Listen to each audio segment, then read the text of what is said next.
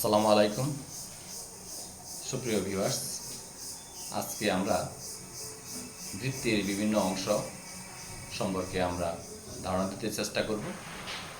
প্রথমে আসি, বৃত্ত কি? বৃত্ত হচ্ছে একটি আবদ্ধ বক্ররেখা যার প্রত্যেকটি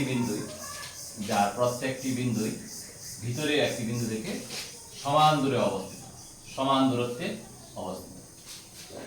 তাহলে বৃত্ত একটি আবদ্ধ বক্ররেখা যার প্রত্যেকটি বিন্দু ভিতরের একটি বিন্দু থেকে সমান দূরে অবস্থিত। ভিতরের যে একটা নির্দিষ্ট বিন্দু, সেই বিন্দুটিকে বলা হয় কেন্দ্র। এখানে ও একটি কেন্দ্র, নির্দিষ্ট বিন্দু। তারপর আসি ব্যাসার্ধ। ব্যাসার্ধ কি? ব্যাসার্ধ হচ্ছে বৃত্তের কেন্দ্র থেকে পরিধি পর্যন্ত দূরত্বকে ব্যাসার্ধ বলা হয়। যেমন এখানে ওডি একটি ব্যাসার্ধ, ওবি ব্যাসার্ধ, ওএ ব্যাসার্ধ, আরও ব্যাসার্ধ, অনেক ব্যাসার্ধ নির্ণয় করা যায়। বৃত্তের কেন্দ্র থেকে পরিধি পর্যন্ত দূরত্বকে ব্যাসার্ধ বলা হয়। এবার আসা যাক ব্যাস।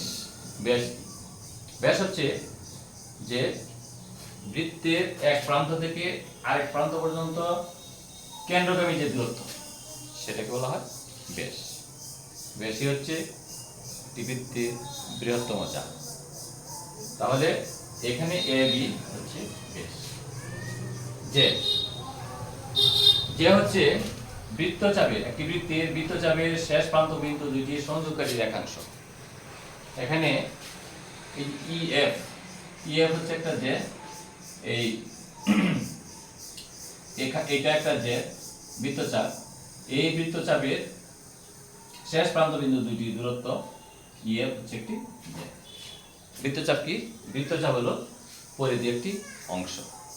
যে কোনো বৃত্তচাপ, যেমন এখানে এডি একটি বৃত্তচাপ হইতে পারে, ডিবি বৃত্তচাপ হইতে পারে, এবি বৃত্তচাপ হইতে পারে। তাহলে বৃত্তচাপ হচ্ছে পরিধির একটি অংশ। পরিধি কি? বৃত্তচাপ আমরা বোঝার পরে, বৃত্তচাপ হচ্ছে পরিধির বৃত্তের একটি অংশ, আর পরিধি হচ্ছে যে বেষ্টনীটা, যে নির্দিষ্ট বিন্দুকে অপর একটি বিন্দু তার যে চলার পথ বা সঞ্চার পথ, সেটাই হচ্ছে বৃত্ত, এবং মোট যে দূরত্বটা সেটা হলো পরিধি।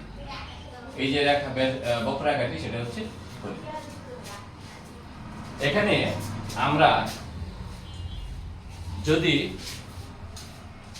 একটি বৃত্ত, ছোট একটা বৃত্ত নিলাম, এই বৃত্তের ব্যাসার্ধ যদি আর হয়, তাহলে আর বৃত্তের ব্যাসার্ধ ইংরেজি হচ্ছে রেডিয়াস, এবং সেই জন্য এটাকে ব্যাসার্ধকে আর ধরা হয়। এবং আমরা বড় যদি আরেকটা বৃত্ত নিলাম, সেটাও যদি আর হয়, তাহলে আমরা এই টোটাল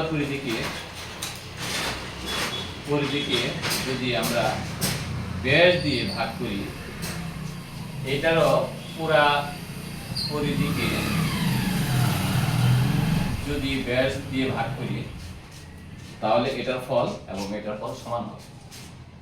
ছোট বৃত্ত, মাঝারি বৃত্ত, যত বৃত্ত রাখা যাক না কেন, পরিধিকে ব্যাস দিয়ে ভাগ করলে সমান হবে, এবং এটা একটা নির্দিষ্ট মান, এই নির্দিষ্ট মানটিকে সাধারণত পাই দেওয়া হয়।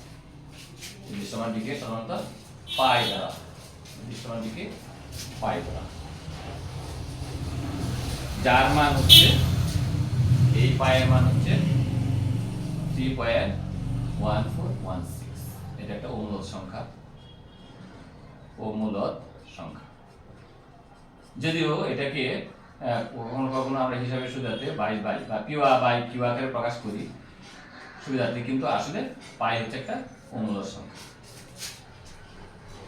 এখন এটাকে আমরা পরিধি বাই ব্যাস, ব্যাস হচ্ছে 2r, ব্যাসার্ধ যদি আর হয়, তাহলে ব্যাস হচ্ছে 2r, বা এখন যদি আমরা আর গুণ করি, তাহলে বা পরিধি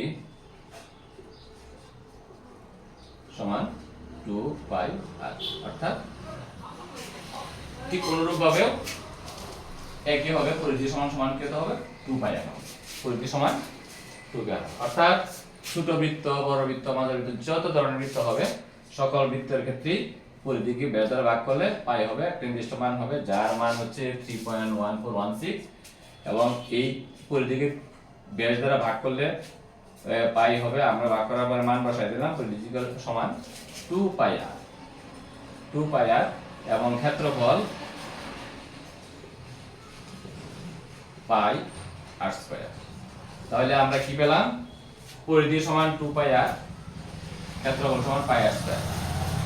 বিভিন্ন ভর্তি পরীক্ষা, চাকরি সংক্রান্ত পরীক্ষা, বিভিন্ন একাডেমিক পরীক্ষায় যে সমস্ত বৃত্ত সংক্রান্ত যে সমস্ত সমস্যা আছে এই সূত্রগুলির সাহায্যে আমরা সমাধান করব।